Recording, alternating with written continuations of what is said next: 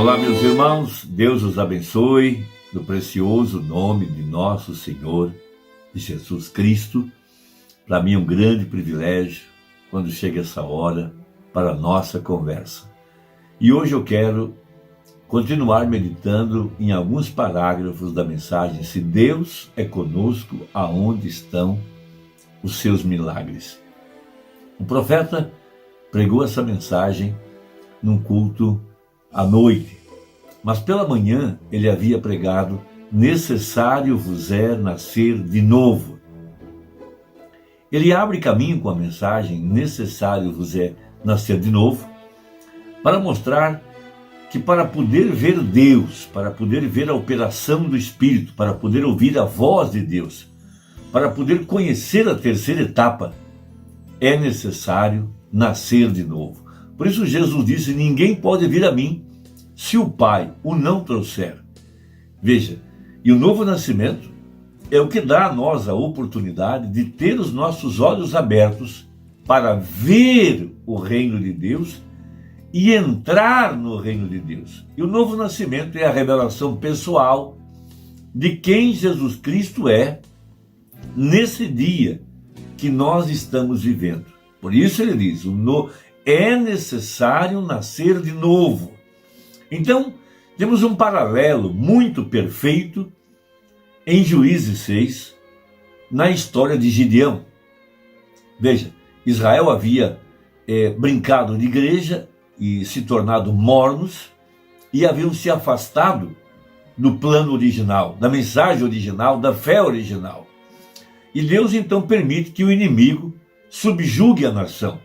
Veja, eles plantavam, e quando o alimento estava maduro para o colher, veja, o inimigo vinha e ceifava tudo, os animais comiam tudo.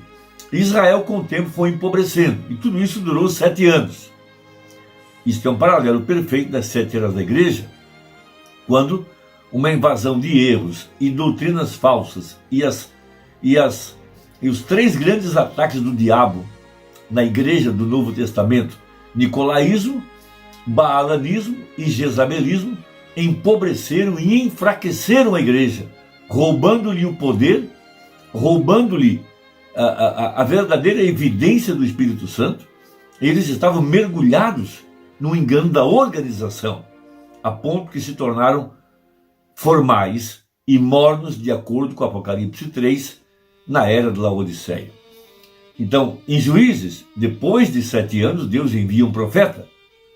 Não se sabe de onde ele vem e nem quem ele era, não temos o seu nome. Apenas o profeta pregou a mensagem para levar o povo a um retorno à fé original. Porque o profeta veio e apontou o êxodo, quando Moisés, veja, vindicado por um pilar de fogo, com 2 sinais em sua mão, tirou o povo do Egito, levando-os à terra da promessa. Então o profeta levou aquela igreja, vamos assim dizer, a fé original, aos fundamentos, a igreja primitiva. Veja, Gideão tinha ouvido a mensagem do profeta, e ele disse ao profeta: ele era um homem valoroso, porque ele era um homem escriturístico. Veja, ele conhecia a palavra, conhecia as escrituras. Então o anjo do Senhor apareceu debaixo dos carvalhais, logo após a saída do profeta. Veja, aqui é algo muito importante. Essa é a terceira etapa. A terceira etapa é a revelação de Deus pessoalmente ao indivíduo. Deus apareceu em carne humana. Veja, isso era para um propósito. Ele tinha que estar certo, sua fé tinha que estar fundamentada. Ele deveria ter as evidências de que aquele que falava com ele era o verdadeiro Deus. Então Deus apareceu em forma humana. O mesmo sinal que Abraão teve antes que Sodoma fosse queimada. Veja, esse mesmo sinal estava suposto aparecer aqui no tempo do fim, quando Deus se manifestaria em carne humana. Veja, essa é a terceira etapa. É conhecer a Deus, porque conhecer a Deus é a vida eterna. São João, capítulo 17, verso 1, 2 e 3. E a vida eterna é esta, disse Jesus, que te conheçam a ti, por único e verdadeiro Deus, e a Jesus Cristo. Veja, então, esse conhecimento da verdade, da divindade, é o que na verdade traz a vida eterna para dentro do indivíduo. Então o anjo do Senhor se manifestou e José lhe pediu um sinal. Então o anjo disse: pois não, o que você deseja? Ele foi até na sua casa, trouxe um cabrito cozido com pães asmos e colocou sobre uma rocha. E o anjo do Senhor então tocou com a sua vara na oferta, e subiu fogo da penha e consumiu o sacrifício.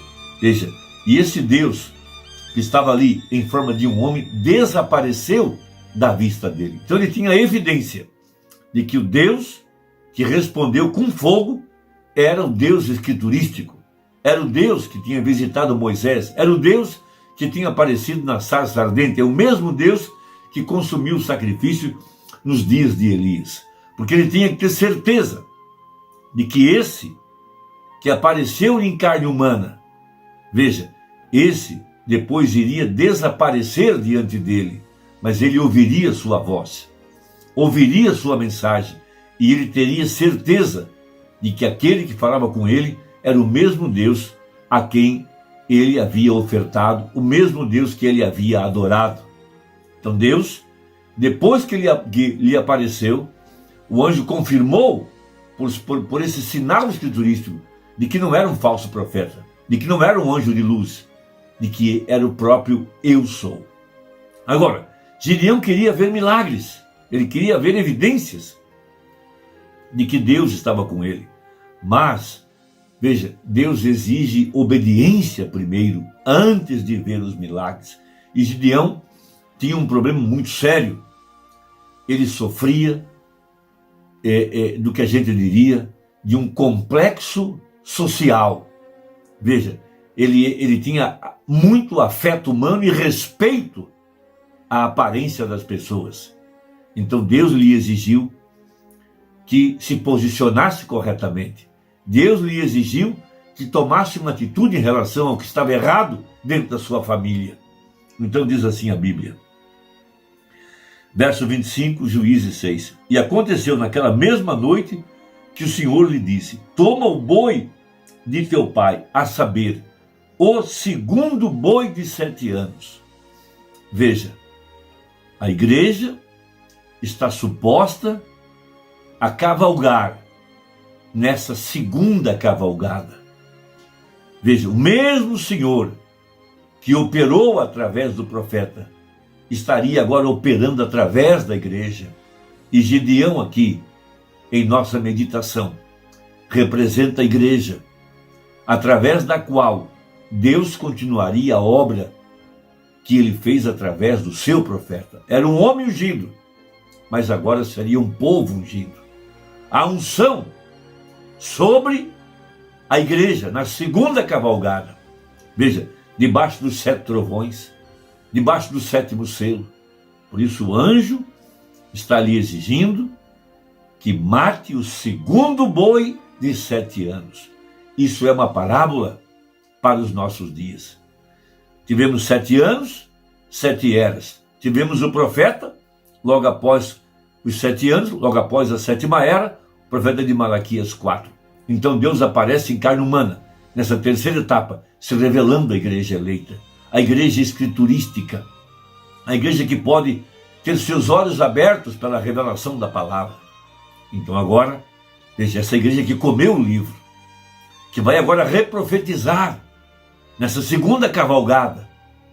Então veja, o segundo boi de 7 anos, e derriba o altar de Baal, que é de teu pai, e corta o bosque que está ao pé dele. Veja, havia uma idolatria dentro da família, e eles tinham que limpar a casa, tirar o fermento, tirar os ídolos. Então disse Deus: edifica ao Senhor teu Deus um altar no cume desse lugar forte, num lugar conveniente, e toma o segundo boi, e o oferecerás em holocausto com a lenha que cortares do bosque. Então Gideão tomou 10 homens dentre os seus servos, e fez como o Senhor lhe dissera. E sucedeu que, temendo ele a casa de seu pai e os homens daquela cidade, não o fez de dia. Deus queria quebrar o sentimento o afeto, o compromisso, veja, o comprometimento que ele tinha com a sua família, com seu pai, com os homens da cidade. Porque agora ele não seria mais liderado por uma ordem social, por uma hierarquia, por uma liderança humana. Ele seria liderado pelo anjo do Senhor. Então veja, ele não pôde ir de dia. Certamente, algum tipo de receio, algum tipo de medo. Ele foi de noite. O importante é que ele foi. O importante é que ele obedeceu à voz do anjo. E nós estamos supostos a obedecer a palavra, a obedecer o profeta. Veja, através dessa mensagem. Veja, depois que o anjo lhe apareceu, agora esse mesmo Deus está falando com ele, através do Espírito Santo, através da mensagem do profeta. Porque Deus lhe abriu os olhos. Ele soube que era Deus, para que agora ele pudesse ouvir a palavra de Deus. Nós vimos a mensagem do profeta, vimos Deus manifestado, vimos Hebreus 4:12, o mesmo ontem, hoje e eternamente, para que hoje nós pudéssemos obedecer a mensagem, a palavra, porque hoje a palavra é o profeta. Veja, tivemos a convicção de que não podia ser um homem, foi Deus. E Deus hoje requer obediência completa a essa palavra. Então, o profeta, referindo-se a esse pequeno detalhe, ele fala no parágrafo 117, contudo Gedeão e aquelas pessoas, antes que pudessem ir, que pudessem sempre ver esses milagres de Deus, havia uma condição que tinha que ser submetida. Para ver o poder de milagres, eles tinham que crer. Eles também tinham que crer e obedecer a palavra do profeta, para ver os milagres de Deus. Agora recordem, antes que eles pudessem ver os milagres, eles tinham que obedecer o que o profeta dizia. E antes que possamos ver os milagres de Deus, nós deveríamos ter obedecido o que os profetas disseram. A Bíblia é o profeta para nós. E eu acrescento, a mensagem é o profeta para nós. Veja, se um homem, não importa quanto ele chame a si mesmo de profeta de Deus, de batista, de metodista, de pentecostal, o que for, seja o que for, que ele chame a si mesmo, se esta palavra não estiver vivendo nele, ele não é um profeta. Por isso vemos Hebreus 4:12 manifestado na vida do anjo de Malaquias 4. Veja, ele pode ser um profeta, mas um falso profeta. Veja, profetas verdadeiros falam esta verdadeira palavra e então coloca Deus exatamente como o mesmo Deus, o mesmo poder, as mesmas palavras, todas as mesmas coisas. Veja, a verdadeira palavra. Agora eles tinham que acreditar na palavra dos profetas e obedecê-la antes que pudessem ver os milagres de Deus. Veja, que chave maravilhosa temos aqui então. O que tem acontecido conosco por todos esses anos. Nós não obedecemos corretamente a mensagem do profeta. Tivemos muitos problemas doutrinários, homens com condutas erradas, pastores com 2 ou 3 casamentos. Como que Deus podia manifestar-se se não havia obediência completa à palavra? Mas Deus tem encontrado uma igreja verdadeira que crerá no profeta e obedecerá a sua palavra. Agora vamos ampliar isso com Noé. Antes que Noé pudesse ver o milagre da chuva, ele teve que obedecer à palavra de Deus. Veja, a Bíblia diz, se estiverdes em mim, e minhas palavras estiverem em vós, pedireis o que quiserdes, e vos será feito. Essa é uma chave muito importante. Primeiro, estar nele, ser eleito, predestinado. A próxima coisa é a palavra estar em nós. Só então poderemos ver os milagres. Veja, de volta à fé original.